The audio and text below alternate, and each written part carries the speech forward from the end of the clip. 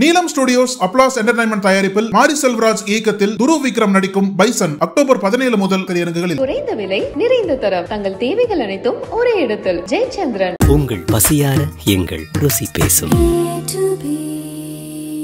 15 நாட்கள் கால அவகாசம் இருந்திருந்தும் அது நழுவ விடப்பட்டது. தலைமைச் செயலர்கள் பேட்டி கொடுத்தாங்கல்ல, நான் மீடியாவிலே சொல்லுங்க, ஃபைல்ல சொல்றேன், கேஸ் டைரியில சொல்றேன், ரெக்கவரியில காமிக்க சொல்றேன், மகசர்ல காமிக்க சொல்றேன், என்கொயரியில காமிக்க சொல்றேன். தமிழ்நாட்டில் இருக்கின்ற காவல்துறை அதிகாரிகள் விசாரித்தால் சார்பு நிலை வரும் சொல்றாங்கல்ல. அப்ப சிதம்பரம் தீட்சிதர் கேஸ் வருதுன்னு வச்சுங்க, ஐயர் நீதிபதி விசாரிக்க கூடாது. உச்ச நீதிமன்றத்தில் ஐயர்கள் சம்பந்தப்பட்ட வழக்கு வந்ததுன்னா உச்ச நீதிமன்ற நீதிபதியா இருந்தாலும் ஐயர்கள் விசாரிக்க கூடாதுன்னு பெட்டிஷன் போட்டா எப்படி இருக்கும்? நமக்கு மட்டும் இல்ல, தமிழ்நாட்டு மக்களுக்கு இது வேதனைக்குரிய ஒன்றாக அமைந்திருக்கிறது. இது குறித்து உரிய சட்ட ஆலோசனை பெற்று மாண்புமிகு உச்சநீதிமன்றத்தை நிச்சயமாக இந்த அரசு அணுகும். அஜய் ரஸ்தோகிக்கு கொடுத்திருக்கிற அதிகாரங்கள் என்னன்னு யாராவது பார்த்தீங்க? அதிகாரத்துக்கு மேல இன்னொரு அதிகார மட்டத்தை உருவாக்கி அவங்க கையில ஒட்டுமொத்த அதிகாரத்தையும் கொடுக்குறீங்க. அவருடைய பின்னணி என்ன? அவருடைய பிழையான தீர்ப்பை இன்னொரு உச்ச நீதிமன்றமே திருத்தி இருக்கு, புறந்தள்ளி இருக்கு, ஸ்கிராப்ட் இன்டு பீசஸ். ஏன் இந்த நாடு ஏன் எல்லாத்தையுமே பொறுத்துட்டு கடந்து போகுது? இப்ப விஜய்க்கு மிகப்பெரிய சிக்கல் இருக்கு. நீங்க கேட்ட கேள்விதான் அதுக்கு பதில். இத்தனை மாசம் சொல்லாததுக்கு என்ன காரணம் சொல்றீங்கல்ல, வகையா போய் மாட்டிட்டாங்க அந்த பையன். அவர்களுக்கு தேவை ஒரு மாநிலத்தில் இப்படிப்பட்ட ஒரு தற்குறி.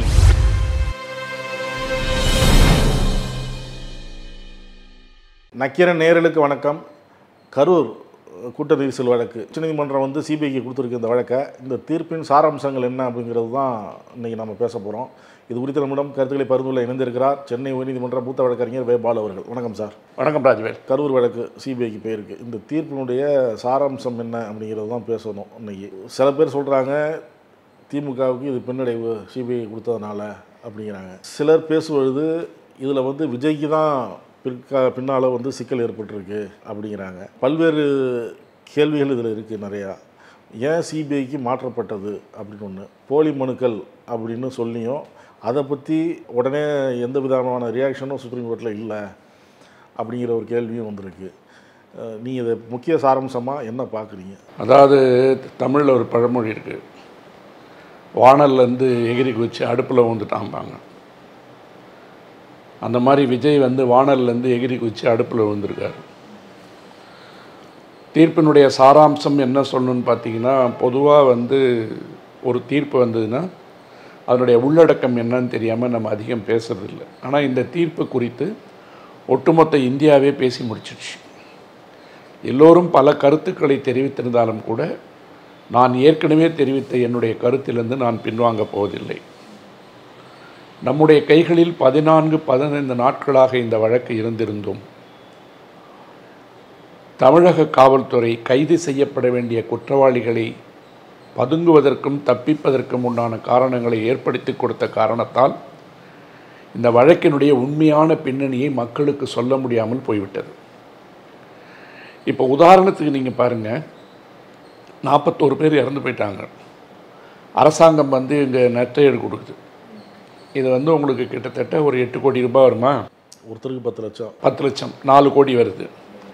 இந்த 4 கோடி இல்லாமல் பல இடங்களில் அரசு தனது நிலையை வெளிப்படுத்துவதற்கு, அரசு என்ன நடவடிக்கை எடுத்தது என்று சொல்வதற்கு, உச்சநீதிமன்றத்தில் வழக்கு நடத்துறதுக்கு எத்தனை கோடிகள் செலவு பண்ணியிருக்காங்க அப்படின்றது ஒரு கணக்கு இருக்குது. இப்போ அதே மாதிரி பல தீர்ப்புகள் இன்றைக்கி இந்த தீர்ப்பு பின்னடைவுகள் சொன்னாலும் கூட, திராவிட முன்னேற்ற கழகம் ஆட்சிக்கு வந்த பின்னாடி தான் மாநில உரிமைகளுக்காக மத்தியிலிருந்து கிடைக்கின்ற, ஒன்றிய அரசிலிருந்து வரப்பெறுகின்ற எல்லாவற்றிற்கும் உண்டான சட்ட போராட்டத்தை பல வழக்குகளில் நடத்தி அதற்குண்டான செலவையும் பண்ணி தான் ஒட்டுமொத்த இந்தியாவுக்கே ஒரு முன்மாதிரியாக இருக்குது.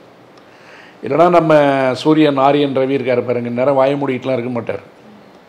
அவருடைய வாய்க்கெல்லாம் பூட்டு போட்டது திமுகவினுடைய சட்டத்துறை தான். அது இந்த மாநிலத்திற்கு மட்டுமான உரிமையாக இல்லாமல் எல்லா மாநிலத்திற்கும் உண்டான வழக்குகளை திமுக முன்னெடுத்து நடத்தியிருக்கின்றது எல்லா மாநிலமும் ஒத்துக்கும். குறிப்பாக இந்த ஆளுநர்கள் அடிக்கிற கொட்டம், 70 விடுதலை, நீட் தேர்வு, கோப்புகளை கிடப்பில் போட்டு வைக்கிறது, ஆமாம் கோப்புகளை கிடப்பில் போட்டது, சட்டமன்றத்திலிருந்து பாதியில் வெளியில் ஓடினது, இப்படி பல வழக்குகளில் தமிழ்நாடு அரசாங்கம் முன்னாடி நின்று அந்த வழக்கு நடத்தியிருக்கு. அந்த சட்ட போராட்டத்தை திமுக தொடரும் என்பதில் எந்த விதமான அவநம்பிக்கையும் இல்லை. ஆனால் நம்ம எப்படி பார்க்கணும் அப்படின்னு நான் நினைக்கிறேன்னு கேட்டிங்கன்னா, இந்த உச்சநீதிமன்றம் சொல்லியிருக்கிற கருத்தும் 41 பேர் இறந்து போயிட்டாங்கன்றதை ஒத்துக்குது. தாவேக்கா இங்கே வெளியில் சதிங்கிறான், அதுங்கிறான், இதுங்கிறான், கரூரை சுத்தப்படுத்த போகிறேங்கிறான், எல்லாம் சொல்கிறான். ஆனால் உச்சநீதிமன்றத்தில் போய் என்ன பேசுகிறாங்கன்னு கேட்டிங்கன்னா, நடந்து போனது விபத்துன்னு பெட்டிஷன் போட்டிருக்காங்க. அப்போது அந்த சதித்திட்டத்தை யார் பின்னணியில் இருந்தார்கள், தமிழ்நாடு காவல்துறையினுடைய ஃபெயிலியர் என்ன, எந்தெந்த இடத்துல என்னென்ன இருந்ததுன்றது ஆதாரப்பூர்வமாக டாக்குமெண்ட் வைஸாவோ எதையுமே உச்சநீதிமன்றத்தில் தாவேக்கா கொண்டு போகவில்லை.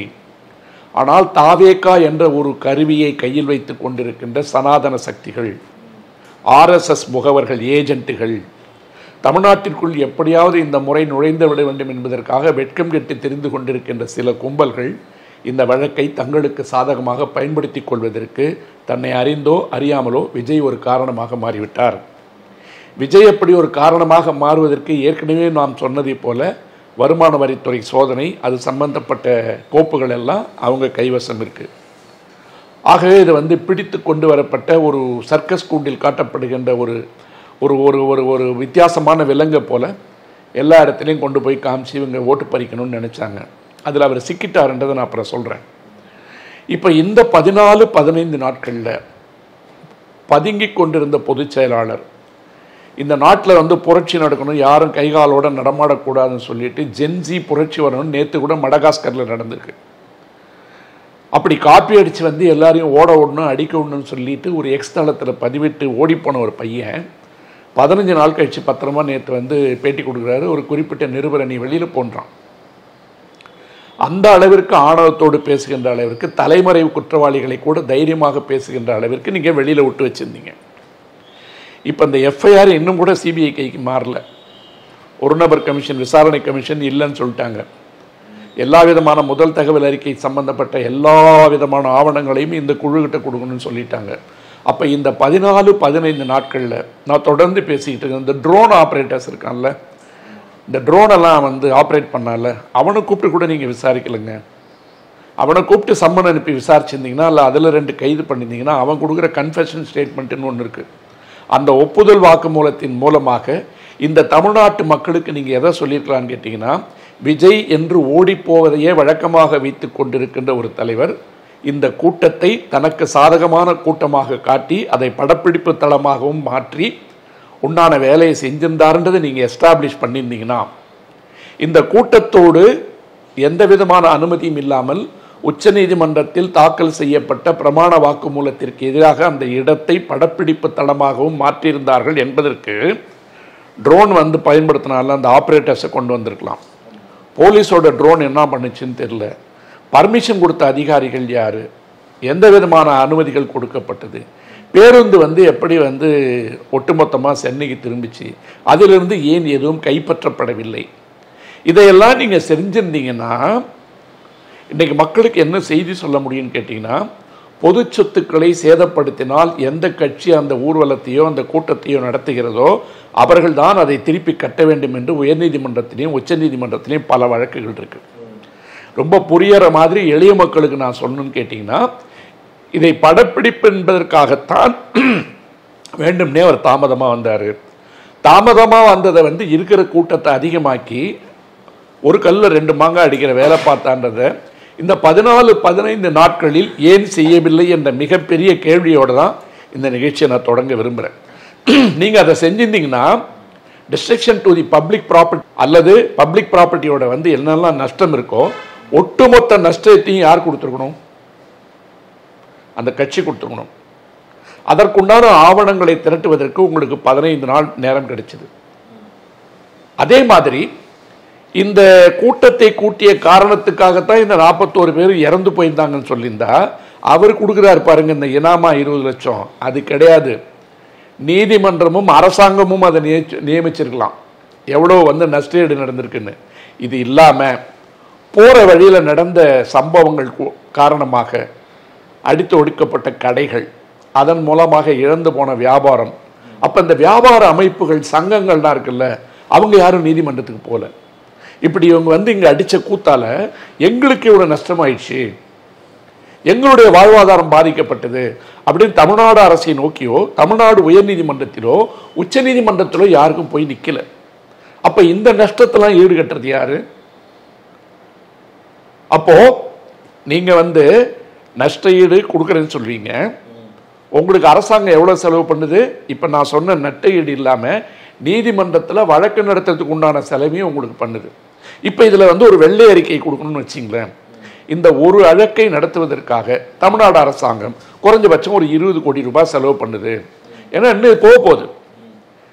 ஒரு 50 கோடி ரூபாய் செலவு பண்ணுதுன்னு கேட்டிங்கன்னா, ஏன் நீ காலையில் தூங்கி எழுந்து பல்லு விளக்கிட்டு முகத்தை நிதானமாக தொடச்சிக்கிட்டு 8 மணிக்கு எல்லாம் நில்லுங்கடான்னு சொல்லிட்டு நீ ஒரு 7 மணி நேரம் தாமதமாக போய் கூட்டத்தை காமிச்சு ஷூட்டிங் நடத்தி அதில் இறந்த மக்கள் கூட்ட நெரிசலில் இறந்து போயிட்டு நான் ஒரு பெரிய தலைவன், நான் இத்தனை கோடியை விட்டுட்டு வந்துட்டேன்னு சொல்லிட்டு நீ உன்னுடைய மார்க்கெட்டை ஏற்றிட்டு 200 கோடி 300 கோடி வாங்குவேன்.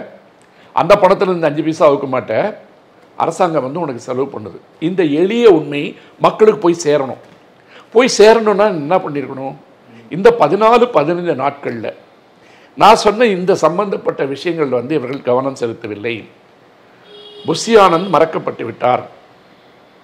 ஆதவ் அர்ஜுனா வெளியே செல்வதற்கு அனுமதிக்கப்பட்டார்.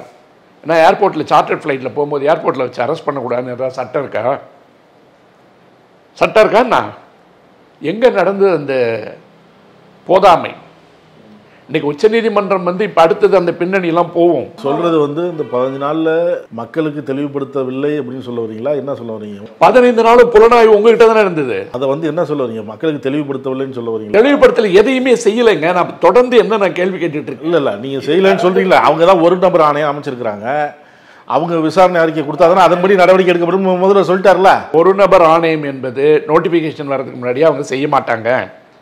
அவங்க போனது உண்மை கண்டறிகிற ஒரு நபர் ஆணையம். அது அவங்க ரிப்போர்ட் கொடுத்துதானே அதுல இருந்து நான் அது இல்ல ஒரு நபர் ஆணையம்ன்றது அறிக்கை அரசாங்கத்துக்கு தான் கொடுக்க முடியும். ஆனால் புலனாய்வு என்பது அங்க இருக்கிற ஸ்டேஷன்ல இருக்க இன்ஸ்பெக்டர், டிஎஸ்பி இவங்க தான் போட்டிருக்கிற எஃப்ஐஆர் மேல இன்வெஸ்டிகேஷன் நீங்க போயிட்டே இருக்கணும். ஒரு நபர் ஆணையம் உங்களை அதை கட்டுப்படுத்தாது. அவங்க ஒரு பக்கம் உண்மையை கண்டறிகிறதுக்கு உண்டான விசாரணை நடத்துவாங்க. அது போலீஸ் விசாரணையை கட்டுப்படுத்தாது. போலீஸ் விசாரணையில் இதெல்லாம் வெளியே வந்திருந்தால் ஒரு நபர் ஆணையத்திற்கும் அந்த தகவல் கொடுக்கப்படும். எப்போ? அவங்க சம்மன் கொடுத்து கூப்பிடும் போது தான். நீங்க சொல்றது பாத்தீங்கன்னா இந்த ஒரு நபர் ஆணையம் நியமிச்சதால போலீஸுக்கு பவர் இல்லைன்னு சொல்ல மாதிரி வரீங்க. ஆனா உச்ச நீதிமன்ற தீர்ப்பு அப்படி இருக்கு. அப்புறம் சொல்றேன் நான். அதனால அந்த அப்ரோச் தப்பு நீங்க கேட்கறது. காவல்துறையின் கைகளில் புலன் விசாரணை இருந்தும் அரசாங்கத்தை அவங்க கை கழுவி விட்டாங்க. நான் மறுபடியும் சொல்றேன், அது யாரு எப்படின்றதெல்லாம் தனிப்பட்ட நபர்லாம் எனக்கு தெரியாது. அஸ்ரா கர்கே அவர் வேலையை ஆரம்பிக்கலங்க. நேரில் போனாரு. அவருடைய புலன் விசாரணையை கிட்டத்தட்ட ஆரம்பிக்கல. அங்க இருக்கின்ற காவல்துறை முதல்ல எப்படி அனுமதி கொடுத்தீங்க? ட்ரோனுக்கு கேட்டுட்டே இருக்கேன்ல. அது ஒரே ஒரு கிளிப்பிங் எடுத்து நீங்க ஒரே ஒரு ட்ரோன் ஆபரேட்டர் நீங்க அரெஸ்ட் பண்ணியிருந்தாவோ அல்லது அவன்கிட்ட ஒரு வாக்குமூலம் வாங்கியிருந்தாவோ இன்னைக்கு மொத்த கதையும் வேற. இப்ப அவங்க போய் மறுபடியும் என்னங்க கட்டமைக்கிறாங்க? நாங்க கேட்ட இடம் கொடுக்கல, நெரிசலான இடத்த கொடுத்துட்டாங்க. நாங்க 3 மணிலேருந்து 10 மணி வரைக்கும் கேட்டோம், நேரத்துக்கு தான் போனோம். காவல்துறை அந்த இடத்துல எங்களுக்கு கண்காணிப்பு கொடுக்கல. கையில் கிடைச்ச பணத்தெல்லாம் ராத்திரியோட ராத்திரியா போஸ்ட்மார்ட்டம் பண்ணி கொடுத்துட்டாங்க அப்படின்னு மொத்த வழக்கை உங்களுக்கு எதிராக திருப்பிட்டான்ல. நடந்த உண்மையில் இருக்கின்ற உண்மையை எடுத்து சொல்வதற்கு 15 நாட்கள் கால அவகாசம் இருந்திருந்தும் அது நழுவ விடப்பட்டது. தலைமைச் செயலாளர் பேட்டி கொடுத்தாங்கல்ல. என்ன தலைமைச் செயலாளர் கொடுத்தாங்க? தலைமைச் செயலாளர் கொடுத்தது என்ன விமர்சனம் வருதுன்னு கேட்டீங்கன்னா, இதையெல்லாம் வச்சுக்கிட்டு சொல்றதுக்கு அவங்களுக்கு பர்மிஷன் இல்லை சொன்னாங்களா ஐஏஎஸ் அதிகாரிக்கு? காவல்துறை வெளிப்படையாக மீடியாவில் இந்த வழக்குகளை பற்றி பேசி தாவேகாவை குற்றம் சாட்டி இருக்கின்ற காரணத்தால் அவர்கள் ஒருதலை பட்சமாக நடந்து கொள்கிறார்கள் என்ற சந்தேகம் வருதுன்னு உச்ச நீதிமன்றம் சொல்லுது. நான் மீடியாவிலே சொல்லுங்க, ஃபைல்ல சொல்றேன், கேஸ் டைரியில் சொல்றேன், ரெக்கவரியில் காமிக்க சொல்றேன், மகசர்ல காமிக்க சொல்றேன், என்கொயரியில் காமிக்க சொல்றேன். ரெக்கார்டிங் ஆஃப் ஸ்டேட்மெண்ட் ஒன்று இருக்கு. ஆவணங்களா ரெடி பண்ணி வைக்கணும். ஆவணங்கள் நீங்க ரெடி பண்ண தேவையில்லை. அவன் கூப்பிட்டு இருந்தாவே சொல்ல போறான். நான் ஒரு வாரமா பேசிட்டு இருக்கேன் ராஜவேல், இது 5வது நிகழ்ச்சி. அந்த அளவுக்குலாம் துப்பு கெட்ட வழக்கே இல்லை. அது நேரடி அவர் என்ன சொல்றாரு? இப்போ உச்ச நீதிமன்றத்திலிருந்து ஒரு குழு அமைச்சிருக்கு. யாராவது அந்த தீர்ப்பை போய் முழுசா படிச்சாங்களான்னு கேளுங்க. அதுல 2 விஷயத்தை நான் ஒத்துக்கிறேன். கடைசி பாரா நம்பர் 40 உச்சநீதிமன்ற தீர்ப்பு தெளிவாக சொல்லுது, இது ஒரு இடைக்கால நிவாரணம். பின்னால் தாக்கல் செய்ய இருக்கின்ற கவுண்டர் அஃபிடவிட் என்று சொல்லப்படுகின்ற பிரமாண வாக்குமூலங்களின் அடிப்படையில் தேவைப்பட்டால் இது மீண்டும் பரிசீலிக்கப்படும் ஒன்று சொல்லியிருக்காங்க. இன்னொரு இடத்துலையும் சொல்லியிருக்காங்க, பிரைமா ஃபேசி கிடைத்த தகவல்களின் அடிப்படையில் முதற்கட்ட நடவடிக்கையாக ஒரு இடைக்கால நிவாரணமாக இந்த உத்தரவு வழங்கப்படுகிறது. இது சிபிஐனுடைய கையில் ஒப்படைக்கப்படுகின்ற வழக்காக இது மாற்றப்படுகிறதுன்னு 2 இடத்துல சொல்லியிருக்காங்க. பேரா நம்பர் 40லையும் நடுமத்தில் இது முக்கியமான இந்த தீர்ப்பினுடைய சாராம்சமே 31லேருந்து 40 வரைக்கும் தான் அதிகமாக இருக்குது. இப்போது மக்களுக்கு சொல்ல வேண்டிய இன்னொரு செய்தியை கொஞ்சம் சுருக்கமாக சொல்ல பார்க்குறேன். இவங்க என்ன சொல்கிறாங்க, ஒரு நபர் விசாரணை கமிஷன் அருணா ஜெகதீசன் அவர்கள் நியமித்தவங்க நடவடிக்கை தொடரக்கூடாதுன்னு சொல்லிட்டாங்க. அஸ்ராகாருக்கு தலைமையில் சொல்லிட்டாங்க, அஸ்ராகாருக்கும் சொல்லிட்டாங்க. நீங்கள் என்ன பார்க்கணும், தூத்துக்குடி துப்பாக்கி சூடில் அதிமுகவினால் நியமிக்கப்பட்டவரும் அவர் தான். பின்னாடி திமுக பிற்பாடு அறிக்கையை தான் கொடுத்தாங்க. நீங்கள் ஓய்வு பெற்ற உச்சநீதிமன்ற நீதிபதி அஜய் ரஸ்தோகியை கொண்டு வரீங்க. இந்த அஜய் ரஸ்தோகியை சொல்லும்போது தீர்ப்பினுடைய குறிப்பிட்ட சில பேராக்கள் 34, 33லலாம் ஒரு 5 பாயிண்ட்டாக கொடுத்துருக்காங்க. நீங்கள் உள்ளே போய் பார்த்தீங்கன்னா இந்த வழக்கை சிபிஐ விசாரிக்க போதா அஜய் ரஸ்தோகி விசாரிக்க போகிறாரான்னு உங்களுக்கு ஒரு சந்தேகம் இருக்கும். இந்த எல்லாத்தையும் இப்போ நான் படிச்சுக்கிட்டு இருந்தேன், நேரமாகவும் சுருக்கமாக சொல்கிறேன். தமிழ்நாட்டில் இருக்கின்ற காவல்துறை அதிகாரிகள் விசாரித்தால் சார்பு நிலை வரும் சொல்கிறாங்கல்ல. ஆமாம், அந்த 2 ஐபிஎஸ் அதிகாரிகள் தமிழ்நாட்டை சாராதவர்கள். இது தமிழ்நாட்டுக்கு கொடுக்கப்பட்டிருக்கின்ற அவமானம். ஒட்டுமொத்த தமிழகமும் இதை கேள்வி கேட்கணும். பின்னாடி பேசுகிற அதிகம் இந்த உத்தரவில் நீங்கள் என்ன சொல்கிறீங்கன்னா, தமிழ்நாடு காவல்துறை விசாரிக்காது, ஏன்னா அவங்க ப்ரெஸ்ஸில் வந்துட்டாங்க, சார்பு நிலை எடுப்பாங்கன்ற சந்தேகத்தை இவங்க எழுப்புகிறாங்க. ஆனால் அவன் போட்டிருக்கிற அஃபிடவிட்லேயே இது ஒரு விபத்துன்னு சொல்லிட்டான். விபத்துன்னு சொன்ன பிற்பாடு விபத்துக்குண்டான காரணங்கள் என்னென்று நீங்கள் ஆராயறதை விட்டுட்டு தமிழ்நாடு காவல்துறை பேட்டி கொடுத்தது பார்த்தா ஒரு சார்பு நிலை இருக்குன்னு சொல்கிறேன். ஆனால் வெளியில் ஊரெல்லாம் என்ன பேசுகிறா, சங்கி கூட்டத்துக்கு கூட சேர்ந்துக்கிட்டு சதி செயலாகி போச்சு, செந்தில் பாலாஜி தான் உள்ள ஆள் அனுப்புனார், செந்தில் பாலாஜி தான் சதி வேலை பண்ணார், தமிழ்நாடு அரசாங்கம் தான் சதி வேலை பண்ணுச்சுன்னு சோஷியல் மீடியாவில் நீங்கள் பிரச்சாரம் பண்ணுறீங்க. உச்சநீதிமன்றத்தில் நீங்கள் போட்டிருக்கிற பெட்டிஷன்லேயே நீங்கள் சிபிஐ விசாரணை கேட்கல அப்படின்னு வெளிப்படையாக ஒத்துக்கிறீங்க. 2 நீதிமன்றத்தில் செந்தில்குமாருடைய தீர்ப்பில் ஒரு குறை சொல்கிறீங்க, அவர் கேட்காமே நீங்கள் ஏன் கொடுத்தீங்கன்றீங்க. அவங்க கேட்காமையே நீங்கள் எப்படி ஸ்பெஷல் இன்வெஸ்டிகேஷன் டீமை கொடுத்தீங்கன்னு நீங்கள் கேட்குறீங்க. டிவிகேவோட பெட்டிஷன் என்ன, உச்சநீதிமன்ற நீதிபதியினுடைய மேற்பார்வையில் நீங்கள் ஒரு குழு அமைச்சிங்கன்னு கேட்குறீங்க. கேட்காம கொடுத்தது தப்புன்னா கேட்டது மட்டுமே கொடுத்ததும் தப்பு தானே? 2 பேர்த்துக்கு சமமாக தானங்க இருக்கணும் தீர்ப்பு. இவங்க கேட்காம கொடுத்தது தப்புன்னு தானே அந்த தீர்ப்பை நீங்கள் நீக்கரவு செய்கிறீங்க. அப்போ அவங்க கேட்டது மட்டுமே ஏன் தரீங்க? சரி, அஜய் ரஸ்தோகிக்கு கொடுத்திருக்கிற அதிகாரங்கள் என்னன்னு யாராவது பார்த்தீங்களா? பேரா நம்பர் 31லேருந்து 40 வரைக்கும் தயவு செய்து தீர்ப்பினுடைய நகல் ஆங்கிலத்தில் இருக்குது. வெறும் 22, 23 பக்கம்தான். ஒரு காரணம் சொல்லும்போது என்ன சொல்கிறீங்க, இந்தியாவினுடைய முதன்மை விசாரணை அமைப்பு சிபிஐ தானே. நீதிமன்றம் உத்தரவு கொடுத்தா எடுக்கலாம், அவங்களே தமிழ்நாட்டை பொறுத்த வரைக்கும் எடுக்க முடியாது, தமிழ்நாடு அரசாங்கத்தினுடைய அனுமதி தேவை. நீங்கள் தமிழக அரசு அமைத்த உயர்நீதிமன்றத்தின் ஆணையின் மூலமாக அமைக்கப்பட்ட எஸ்ஐடி செல்லாதுன்னு சொல்லிட்டீங்க. நீங்கள் ஒரு அமைப்பை கொண்டு வரீங்கல்ல எஸ்ஐடி, அந்த எஸ்ஐடியினுடைய அதிகாரங்கள் என்னன்னு உள்ளே போய் பாருங்கள். இப்போ ஒரு புலன் விசாரணை சிபிஐ பண்ணுதுன்னா, புலன் விசாரணையை சிபிஐ செய்து குற்றவாளிகள் யார் என்பதை கண்டுபிடித்து ஆவணங்களை சேகரித்து வாக்குமூலங்களை பதிவு செய்து குற்ற நகல் பத்திரிகை குற்றப்பத்திரிகை தாக்கல் செய்கிற அதிகாரம் யாருக்கு இருக்கு? சிபிஐக்கு. அதுதான் புலன் விசாரணை அமைப்பு. அதை மேற்பார்வையிடுவதற்கு அஜய் ரஸ்தோகியை போடுறீங்க. அவர் மேற்பார்வை செய்வதற்குண்டான உச்சநீதிமன்றத்தால் நியமிக்கப்பட்ட கமிட்டியினுடைய தலைவர். அந்த விசாரணையை மேற்பார்வை செய்வதற்கு அவர் கூட நீங்க என்ன பண்றீங்க, 2 காவல்துறை அதிகாரிகள் டிஐஜி ரேங்க்ல இருந்து போடணும். அவங்க இவருக்கு கீழே வேலை செய்வாங்க, அஜய் ரஸ்தோகி கீழே வேலை செய்வாங்க. அந்த 2 காவல் அதிகாரிகள் தான் நீங்க கேட்ட மாதிரி தமிழ்நாடு கேடர்ல இருக்கணும், ஆனா தமிழர்களா இருக்கக்கூடாது. இப்ப இந்த தமிழ்நாடு கேடர்களா இருக்கணும், தமிழர்களா இருந்தா அவன் தமிழ்நாட்டுக்கு சாதகம் செஞ்சிருவான்றது தானே உங்களுடைய இது, அதானே? அந்த தீர்ப்பினுடைய பொருள் என்ன? தமிழ்நாட்டில் இருக்க காவல்துறை அதிகாரிகள் விசாரிச்சா தமிழர்களுக்கு சாதகமாக பண்ணிடுவான்னு சொல்கிறேன். அப்போ சிதம்பரம் தீட்சிதர் கேஸ் வருதுன்னு வச்சுங்க, ஐயர் நீதிபதி விசாரிக்கக்கூடாது. உச்ச நீதிமன்றத்தில் ஐயர்கள் சம்பந்தப்பட்ட வழக்கு வந்ததுன்னா உச்ச நீதிமன்ற நீதிபதியாக இருந்தாலும் ஐயர்கள் விசாரிக்கக்கூடாதுன்னு பெட்டிஷன் போட்டால் எப்படி இருக்கும்? நீங்கள் யாரை அவமானப்படுத்துறீங்க? ஒரு ஒட்டுமொத்தமாக இருக்கிற தமிழ்நாட்டு மக்களை, தமிழ்நாட்டில் இருக்கின்ற காவல்துறை எல்லாமே திமுகவுக்கு ஆதரவானமே, எல்லா அதிகாரிகளும் அப்படியா இருக்காங்க? தமிழ்நாட்டில் நேர்மையான அதிகாரியே இல்லையா? அப்படி பார்த்தா அஸ்ரா கார்கே தமிழ்நாடு கேடர் தானே, தமிழர் அல்லாதவர் தானே, அவர் அந்த கமிட்டியில் போடுங்க. ரஸ்தோகி கமிட்டியில் அஸ்ரா கார்கே போடுங்கன்ற. எதுக்கு வேற 2 பேர் போடணுன்றீங்க? அஸ்ரா கார்கே வந்து ஏதாவது விசாரணை நடத்தி பாதகமா ஏதாவது செஞ்சிருக்காரா? அவருடைய புலன் விசாரணையில் ஏதாவது குற்றம் கண்டுபிடிச்சிங்களா? சரி, இப்ப நீங்க கொண்டு வந்திருக்கீங்களா இந்த ஒரு நபர் நீதிபதி, அவருடைய பின்னணி என்ன? அவருடைய பின்னணி என்னங்க? இந்த தகவல் வந்து கொஞ்சம் பேர் தான் பேசியிருக்காங்க. அஜய் ரஸ்தோகி வந்து உச்ச நீதிமன்றத்தில் பணியாற்றி கொண்டிருந்த போது இவருடைய சீனியாரிட்டிலாம் வந்து பின்னாடி தள்ளிட்டு இவர் முதன்மைப்படுத்தி இவங்க கொண்டு வந்தாங்க உச்ச நீதிமன்றத்துக்கு. இவருக்கு ஜூனியராக இருந்தவரையும் அதுக்கு பின்னாடி கொண்டு வராங்க. வந்தவர் இவருக்கு கீழே ஜூனியராக வந்து வேலை செஞ்சுட்டு இருந்திருக்காரு. இந்த அஜய் ரஸ்தோகி பில்கிஸ் பானு வழக்கு இருக்கு இல்லையா, பில்கிஸ் பானு வழக்கில் வந்து என்னாச்சுன்னு கேட்டிங்கன்னா, அவங்களுக்கு வந்து ஆயுள் தண்டனை கொடுத்து உள்ளே இருந்தாங்கல்ல.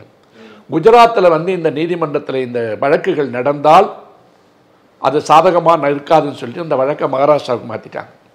இப்போ உதாரணமாக ஜெயலலிதா வழக்கை எப்படி வந்து கர்நாடகாவுக்கு மாற்றி சொத்து பறிமுதலேருந்து எல்லாவற்றையும் கர்நாடக நீதிமன்றம் தான் செய்யணுன்றது வந்து எப்படி விதியாக இருந்ததோ, கர்நாடக நீதிமன்றம் தான் செய்ய முடியும்ன்றது எப்படி விதியாக இருந்ததோ, அப்படி மாற்றப்பட்ட காரணத்திற்காக கொடுக்கப்பட்ட தண்டனை அது சம்பந்தப்பட்ட எல்லா வழக்குகளும் மகாராஷ்டிரா அரசாங்கம் தான் தீர்மானிக்க வேண்டும். மகாராஷ்டிரா அரசாங்கம் தீர்மானித்தால்தான் அவர்களுக்கு எதையுமே செய்ய முடியும். அப்படிப்பட்ட சூழல்ல ஆயுள் தண்டனை கொடுத்த பிற்பாடு இந்த 14-15 வருஷத்துல அவன் எத்தனை வாட்டி பரோல்ல வந்தான், எதற்காக அவங்கள பரோல்ல விட்டு வெளியில சுத்த விட்டாங்கன்றதுலாம் தனி குற்றச்சாட்டு, அதை விட்டுருங்க. ஆனா 14 வருஷம் இருந்தா போதும் ஆயுள் தண்டனை, அவங்கள விட்டுடலான்றதுக்கு வந்து ரெமிஷன் பேரு. அந்த ரெமிஷன் போடும்போது மகாராஷ்டிரா அரசாங்கம் வந்து அதை நிராகரிக்குது. நிராகரிச்ச உடனே என்ன சொல்றாங்க, உச்ச நீதிமன்றத்துக்கு அது மேல வரான். உச்ச நீதிமன்றத்துக்கு வரும்போது இவர்கிட்ட தான் வருது, அஜய் ரஸ்தோகிட்ட தான் வருது. அந்த ரெமிஷன் வரும்போது என்னன்னு கேட்டீங்கன்னா, மகாராஷ்டிரா அரசாங்கம் தீர்மானிக்க வேண்டிய ஒன்றை குஜராத் அரசாங்கத்திடம் சென்று நீங்கள் மனு போடுங்க, குஜராத் அரசாங்கம் அதை பரிசீலிக்கலாம் என்கின்ற உத்தரவை 2022ஆம் ஆண்டு மே மாதம் அஜய் ரஸ்தோகியினுடைய அமர்வு, அஜய் ரஸ்தோகியினுடைய அமர்வு வந்து குஜராத் நீதிமன்றத்துக்கு, குஜராத் அரசாங்கத்துக்கு உத்தரவு கொடுக்குது. ஃபாலோ பண்ணுறீங்களா? குஜராத் அரசாங்கத்துக்கு கொடுத்த பிற்பாடு அந்த சமயத்தில் இந்த ரெமிஷன் என்று சொல்லப்படுகின்ற தண்டனை குறைப்புக்கு உண்டான விதிகள் இருக்கு பார்த்தீங்களா, அதை வந்து அவங்க அமெண்ட் பண்ணிட்டாங்க. அமெண்ட் பண்ணிட்டாங்கன்னா திருத்தம் பண்ணியிருக்காங்க. தீவிரமான குற்றங்களுக்கு, போதை மருந்து சம்பந்தப்பட்ட குற்றங்களுக்கு, தீவிரவாத செயல்கள் உட்பட உண்டான சட்டங்களுக்கு எங்கெங்கெல்லாம் ரெமிஷன் வந்து வராது, தண்டனை குறைப்பு வராதுன்னு சொல்லிட்டு இந்த ரூல் வந்து அமெண்டட். அந்த ரூல் அமெண்டடாக இருந்தாலும் கூட முன்னாடி இருந்தது பாருங்க, அதுக்கு முன்னாடி இருந்தது தண்டனை குறைப்புலாம் பண்ணலான்னு, ரெட்ராஸ்பெக்டிவ் எஃபெக்ட்னு பேர் அதுக்கு. பின்கூட்டி இருக்கின்ற ஒன்றை அதை வந்து அந்த விதியை சாதகமாக பயன்படுத்தி குஜராத் அரசாங்கம் அந்த முடிவு எடுக்குது. யாருடைய தீர்ப்பினுடைய அடிப்படையில்? அந்த தீர்ப்பில் அஜய் ரஸ்தோகி என்ன சொல்றாரு, இந்த ரெமிஷன் பாயிண்ட்டை மட்டுமே பேச வேண்டியவர் என்ன பண்றாரு, அவர்கள் மீது தீவிரமான குற்றச்சாட்டுகள் இருக்கிறது என்பதற்காகவே அவங்க எல்லாம் கெட்டவங்கன்னு சொல்ல முடியாதுன்னு தேவைப்பட்ட இவருடைய தேவையில்லாத அப்சர்வேஷன் எல்லாம் கொடுத்திருக்காரு. அதுக்கு பிற்பாடு போய் தான் குஜராத் அரசாங்கம் ஒரு சுதந்திர தினத்தன்றிற்கு ஆகஸ்ட் 15 அன்றைக்கு அவர்களை வெளியே விடுது. உள்ள கூப்பிடுறாங்க, கொண்டாடுறாங்க, ஸ்வீட் கொடுக்குறாங்க, போராடுறாங்க, எல்லாம் பண்றாங்க. அதுக்கு மேலே தான் பில்கிஸ் பானு மீண்டும் உச்ச நீதிமன்றத்துக்கு வருது. உச்ச நீதிமன்றத்துக்கு வந்த பிற்பாடு ஜனவரி 2024 நீதியரசர் நாகரத்னா அந்த தீர்ப்பை கை வைக்கிறாங்க. அந்த தீர்ப்பை கை வச்சிருக்கும் போது அந்த தீர்ப்பினுடைய சாராம்சம் உள்ள இருக்கு. நீங்க தயவு செய்து போய் தமிழ்ல கூட படிங்க, இங்கிலீஷ்லயும் படிங்க. அதுல அவங்க என்ன சொல்லியிருக்காங்கன்னு கேட்டீங்கன்னா, உங்களுக்கு இல்லாத ஒரு அதிகாரத்தை மகாராஷ்டிரா அரசு தீர்மானிக்க வேண்டிய ஒன்றை குஜராத் அரசாங்கம் தவறான ஆவணங்களை கொண்டு, அந்த பெட்டிஷனர் இருக்கான் பாருங்க, அவன் கொடுத்த தவறான தகவல்களை வைத்துக்கொண்டு நீதிமன்றத்தை ஏமாற்றி தகவான தகவல்களின் அடிப்படையில் இந்த விடுதலை செய்யப்பட்டிருக்கிறது சொல்ற இடத்துல இந்த சக நீதிபதி செய்தது சட்ட விரோதம் என்பதை சுட்டி காட்டிட்டு அவங்க வெளிப்படையா இவர் பேரை சொல்லலை. இந்த அளவுக்கு புகழ்பெற்ற ஆத்மா தான் மிஸ்டர் அஜய் ரஸ்தோகி. அவர் தான் இன்னைக்கு இந்த புலனாய்வு குழு கொண்டு வர போறாரு. அவருக்கு கொண்டு வரப்பட்டிருக்கிற இடத்துல அவருக்கு என்ன அதிகாரங்கள்லாம் கொடுத்துருக்காங்கன்னு சொன்னேன். என்ன அதிகாரம் கொடுத்துருக்காங்க? இந்த புலனாய்வை இந்த 2 பேரோட காவல் அதிகாரி பாருங்க, அவர் கூட இவர் மானிட்டர் பண்ணலான்றது மட்டும் இல்லை, எந்த விதமான டைரக்ஷனையும் கொடுக்கலாம். ஒட்டுமொத்த புலனாய்வை அவர் கண்காணிப்பது மட்டுமல்லாமல் தேவைப்பட்ட இடங்கள்லாம் அவர் டைரக்ஷன் கொடுக்கலாம். அவர் என்ன செய்யணும்னு தீர்மானிக்கலாம். அதை உச்ச நீதிமன்றத்துக்கு ரிப்போர்ட் பண்ணலாம் அப்படின்னு சொல்லும்போது புலனாய்வை நடத்தப் போவது சிபிஐ அதிகாரிகளா, ரஸ்தோகி வைத்திருக்கின்ற கமிட்டியா? அந்த தீர்ப்பினுடைய பாரா 33, 34 இதில் இருக்கிறதெல்லாம் என்ன சொல்லுதுன்னு கேட்டிங்கன்னா 31 தொடங்குது. நான் வரிக்கு வரி படிக்க முடியும். படித்த சமுதாயம் நீங்களே படித்து புரிஞ்சுங்கன்றதுக்கு தான் நான் எல்லாத்தையும் வெளிப்படையாக தமிழில் சொல்கிறேன். நீங்கள் அதிகாரத்தை ஒட்டுமொத்தமாக கொடுத்துட்டு இங்கே ஒரு புலனாய்வு அமைப்பு நடத்துகிற புலன் விசாரணை ஒருதலை பட்சமாக இருக்குன்னு சொல்கிறீங்க. அது பொதுவாக இருக்கணும் தான் சிபிஐக்கு கொடுக்குறீங்க. அப்போ சிபிஐக்கு மேலே நீங்கள் என்ன இன்னொரு FBI எங்கே கொண்டு வர முடியும்?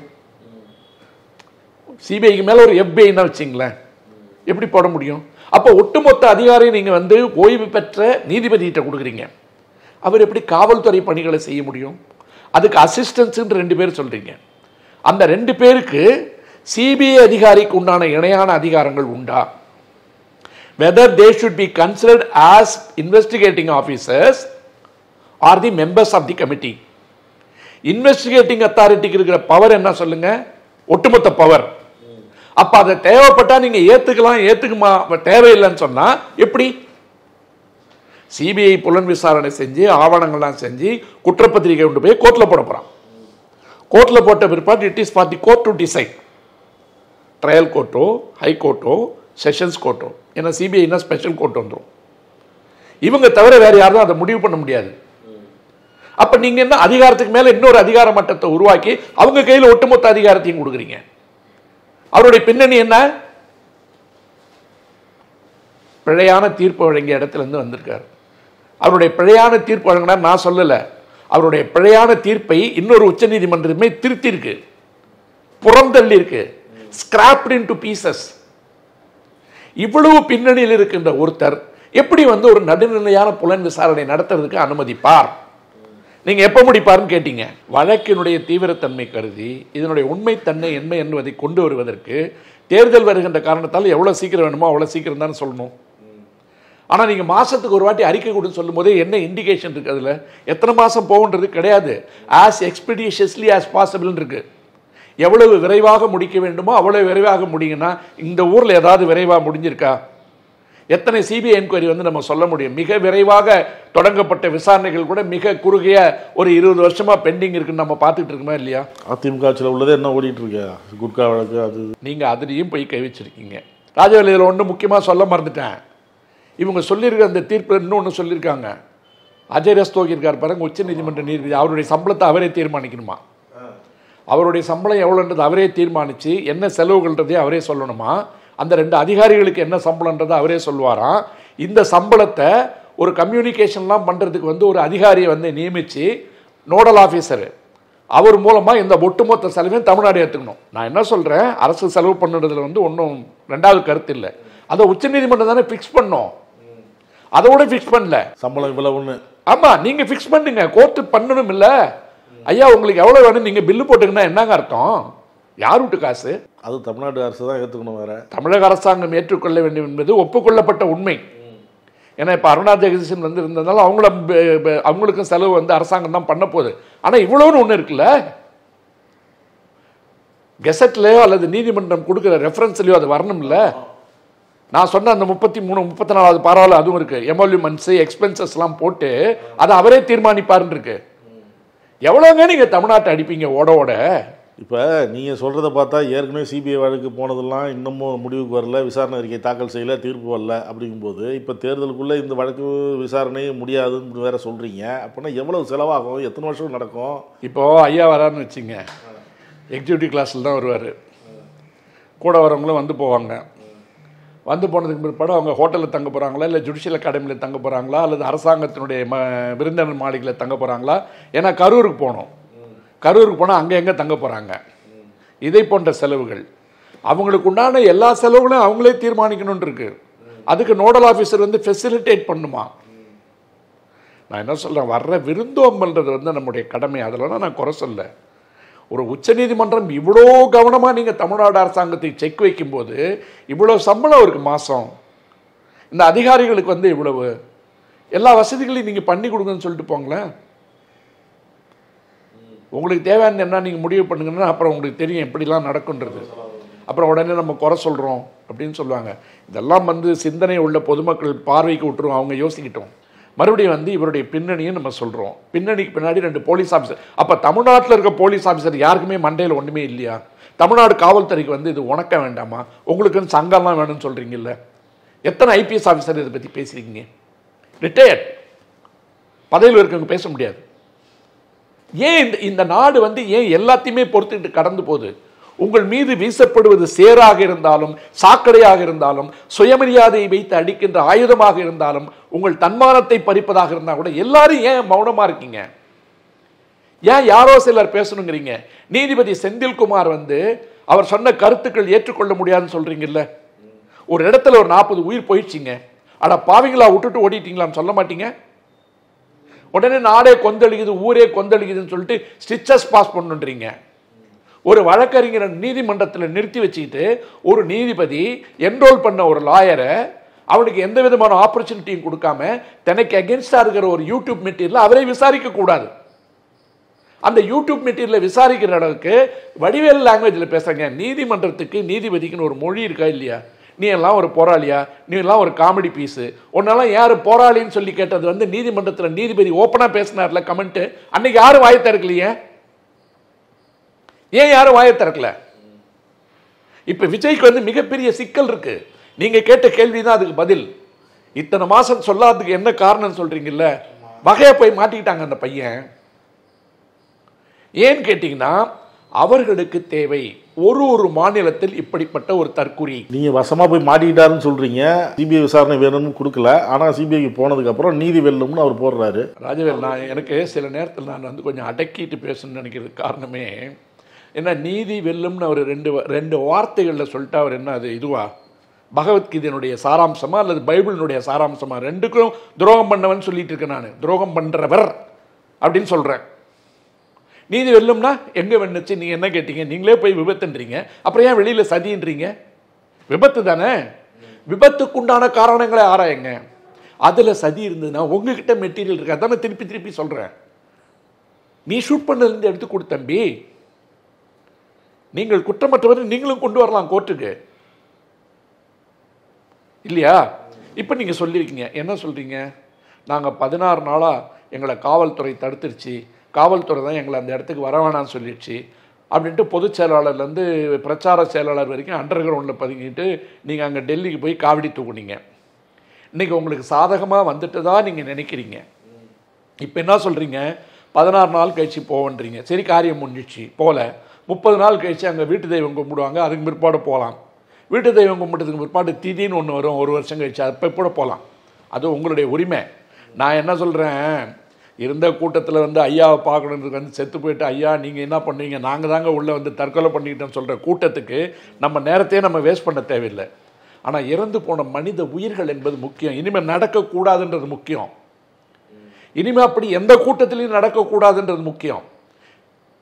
அப்படி இருக்கிற இடத்துல வந்து அவர் தனக்கு சாதகமாக இருக்குன்னு அவர் நினச்சிக்கிட்டு இருந்தார்னா, இப்போ நான் சொன்ன ஒரே ஒரு பாயிண்ட் தான், ஒரே ஒரு புள்ளி தான், மாதத்திற்கு ஒரு முறை அறிக்கை கொடுங்கள் என்று சொல்வதனுடைய பின்னணி இது எத்தனை மாதம் போனாலும் பரவாயில்லை என்று வருகின்ற பொழுது, இந்த வருகின்ற மே மாதம் நடக்க இருக்கின்ற தேர்தல் வரை விஜய் என்பவர் செல்ல பிள்ளையாக கருதப்படுவார்.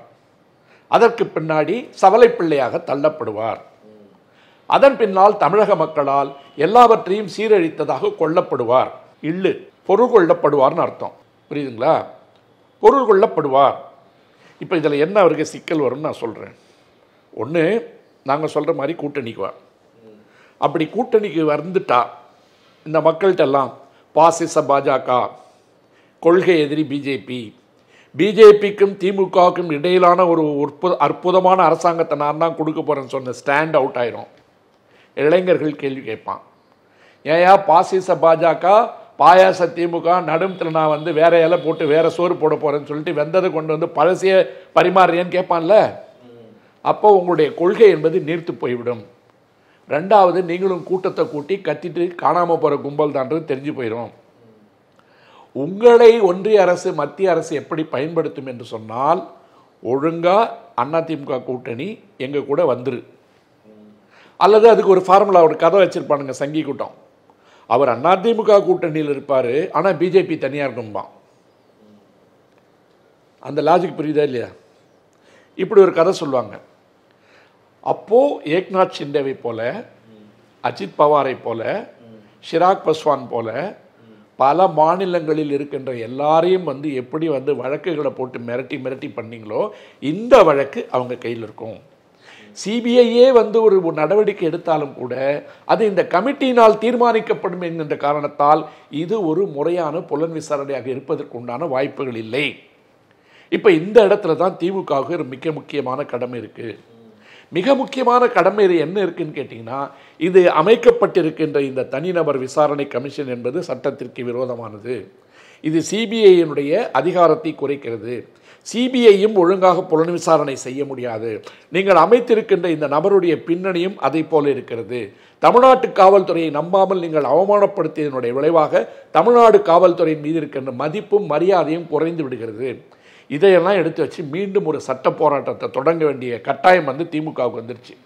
திமுகவை பொறுத்த வரைக்கும் நான் எப்பொழுதும் பாராட்டுகின்ற ஒன்று என்னன்னு கேட்டிங்கன்னா, அந்த சட்டத்துறை என்பது மட்டுமில்லை, திமுக கட்சியினுடைய வரலாறே, எது வேணால் சொல்லுங்கள், இந்த கட்சியினுடைய வரலாறே சட்டபூர்வமாக எல்லா வழக்குகளையும் அணுகுகின்ற முறையை அப்பத்திலிருந்து கொண்டு வந்திருக்கான். உடனே சொல்லுவான், விஞ்ஞானபூர்வமாக சர்க்காரியா கமிஷனில் ஊழல் செய்ததாக சர்க்காரியா கமிஷனே சொல்லிட்டு சோராம்சாமி கும்பல்லாம் சொல்லும். நீங்கள் என்னடா பண்ணீங்க? நீதிமன்றத்துக்கு எங்கேயாவது போனீங்களா? நீங்கள்லாம் என்ன பண்ணீங்க? நீதிமன்றத்துக்கு போனீங்களா? கொண்டு வந்து ஏதாவது எவிடன்ஸ் கொடுத்தீங்களா? எந்த இடத்துலையாவது திமுக மீது போடப்பட்ட வழக்குகளில் மிகப்பெரிய குற்றச்சாட்டுகளா? இந்த பக்கம் ஜெயலலிதா கேஸை வச்சிங்க. ஜெயலலிதா அம்மா அம்மா அம்மாவினுடைய ஆட்சி, அம்மாவினுடைய கட்சின்னு சொல்கிறார். அமித்ஷாலேருந்து மோடி வரைக்கும் அம்மா கடைசியாக என்னவாக இருந்தார்? என்னவாக இறந்தார்? முதல் குற்றவாளியாக இறந்தார். இறந்து போன காரணத்தால் சிறைச்சாலைக்கு போனவர் மீண்டும் சிறைச்சாலைக்கு போகாமல் இறைவன் அருளால் தப்பித்துக் கொண்டார். இன்றைய தேதி வரையில் அவள் முதல் குற்றவாளி என்பதை உச்சநீதிமன்றத்தின் தீர்ப்பிலிருந்து உங்களால் எடுக்க முடியாது. அபேட்டட், இறந்து போன காரணத்தால் குற்றவாளி என்ற இடத்திலிருந்து அவர் நழுவி மரணத்தின் மூலமாக தப்பித்துக் கொண்டார். நீங்கள் அவங்களையே அடையாளம் காட்டி தமிழ்நாட்டு மக்களுக்கு பாடம் எடுக்கணும்னு நீங்கள் நினச்சிங்கன்னா, என்னுடைய கடைசி வேண்டுகோள் ஒன்று தான். இந்த இடத்தில் நாம் சறுக்கினால், இந்த இடத்தில் நாம் தாழ்ந்து விட்டால், இந்த இடத்தில் நாம் வீழ்ந்து விட்டால் நம்முடைய குல எதிரிகள் நுழைவதற்குண்டான ஓட்டையும் உடைசலையும் நாமே உருவாக்கி கொடுக்க போகிறோம். அப்படி உருவாக்கி கொடுப்பதற்குண்டான ஒரு கருவியாகவும் காரணியாகவும் விஜய் பயன்படுத்தப்பட போகிறார். அதற்கு விஜய் ஒரு கருவியாகவும் காரணியாகவும் இருந்துவிட்டால் நாளைய சரித்திரத்தில் தமிழ்நாட்டின் வரலாற்றில் துரோகிகளை உள்ளே கொண்டு வருவதற்கு விஜய் என்கின்ற ஒரு சினிமா நடிகர் காரணமாக இருந்தார் என்பதை எதிர்கால தமிழகம் பதிவு செய்யும். இவரை மன்னிக்காது. தீர்ப்பு வந்துருச்சு, விஜய் கட்சிக்காரங்க கொண்டாடுறாங்க. அவங்க உடனே சுப்ரீம் கோர்ட்டில் வெளியில் வந்து ஆதவர்ஜுனா வந்து எங்களுக்கு கிடைச்ச வெற்றிங்கிறாரு, விஜய் வந்து நீதி வெல்லும்ங்கிறாரு. அந்த கட்சிக்காரங்க ஒவ்வொருத்தருமே எல்லாமே கொண்டாடுறாங்க. வெளியில் வராதவங்கலாம் இப்போ வெளியில் வராங்க, வந்து எங்களுக்கு கிடைச்ச வெற்றி மக்கள் பார்த்துட்டு தான் இருக்கிறாங்க அப்படின்லாம் அவங்க சொல்கிறாங்க. ஆனால் பிரிக்கப்பட்ட வரையும் நீங்கள் சொல்கிறீங்க, பேசும்போது இன்னொன்று குறிப்பிடுறீங்க, இது இத்தனை மாதத்துக்குள்ளே இத்தனை நேரத்துக்குள்ளே இந்த வழக்கை முடித்து அறிக்கையை தாக்கல் செய்யணும் அப்படின்லாம் பல தீர்ப்புகளில் வந்துருக்குது விசாரணைகளில். ஆனால் இது வரல, மாதம் அறிக்கை கொடுப்பாங்க அப்படின்னு சொல்லும்பொழுதே தெரியுது இது வந்து இப்போதைக்கு முடியாது அப்படின்னு. நீங்கள் சொல்ல வர்றது வந்து என்னென்னா, தேர்தல் வரைக்கும் அப்படியே எடுத்துகிட்டு போவாங்க. ஒரு பொம்மை மாதிரி இவரை வச்சு அவர் ஆட்டம் காட்டுவாங்க. இவர் போய் மாட்டினதோட மட்டும் இல்லை, தமிழக மக்களையும் சேர்த்து போய் இவர் மாட்ட விட போகிறாரு ஒட்டு மொத்தமாக பிஜேபி கிட்ட. அந்த மாதிரி ஒரு சிக்கலில் அவர் மாட்டியிருக்கிறார் அப்படின்னு சொல்ல வரீங்க. தீர்ப்பின் சாராம்சம்லாம் சிலதெல்லாம் சொன்னீங்க. பெரும்பாலும் வழக்கு போகிற திசை, அடுத்தடுத்து என்ன நடக்கும், சிபிஐ எப்படி விசாரணை தொடங்குது, சிபிஐ எப்படி விசாரணை நடத்துது உள்ளிட்ட எல்லாரையும் நம்ம பொறுத்திருந்து பார்ப்போம். அதாவது தமிழ்நாடு அரசாங்கத்தினுடைய சட்ட போராட்டம் தொடரும்ன்றது உண்மை. அவங்களே சொல்லியிருக்காங்க, கவுண்டர் அஃபிடவிட் போட்ட உடனே கிளாரிஃபிகேஷன் தேவைப்பட்டால் கொடுக்குறேன்னு சொல்லிட்டு. ஆகவே எந்த இடத்திலும் இதை பற்றி யோசிக்காமல் தங்களிடம் இருக்கின்ற எல்லா ஆதாரங்களையும் திரட்டி கொண்டு மீண்டும் உச்சநீதிமன்றத்தினுடைய கதவுகளை தமிழ்நாடு தட்டி கொண்டே இருக்க வேண்டும். அப்படி தட்டலன்னு சொன்னால் இந்த ஒரு வழக்கை வச்சு இவங்க நினச்சதை சாதிக்கிறதுக்கு உண்டான வாய்ப்புகள் அதிகமாக இருப்பது போல தெரிந்தாலும் கூட நம்ம செய்ய வேண்டிய வேலையை நம்ம செஞ்சிகிட்டே இருப்போம். எல்லாரும் சொல்லும்போது நம்மளும் சொல்லுவோம், நீதி வெல்லும், உண்மை வென்றே தீரும், உண்மை வெல்ல வேண்டும். வணக்கம், வாழ்க தமிழ்நாடு. நக்கீரன் டிவிக்கு சப்ஸ்கிரைப் செய்யுங்கள். உங்கள் ஆதரவே எங்கள் பலம். ஆசிரியர்களுக்கு நண்பனாகவும் மாணவர்களுக்கு ஆசானாகவும் திகழும் தேர்வு வழிகாட்டி. ஒவ்வொரு பாடத்திற்கும் அனுபவமிக்க ஆசிரியர்களின் துல்லியமான தெளிவான விடைகள். CNC இருக்கு, தேர்வு பயம் எதற்கு? இது தீரன் பப்ளிஷிங் ஹவுஸ் விற்பனை வெளியீடு.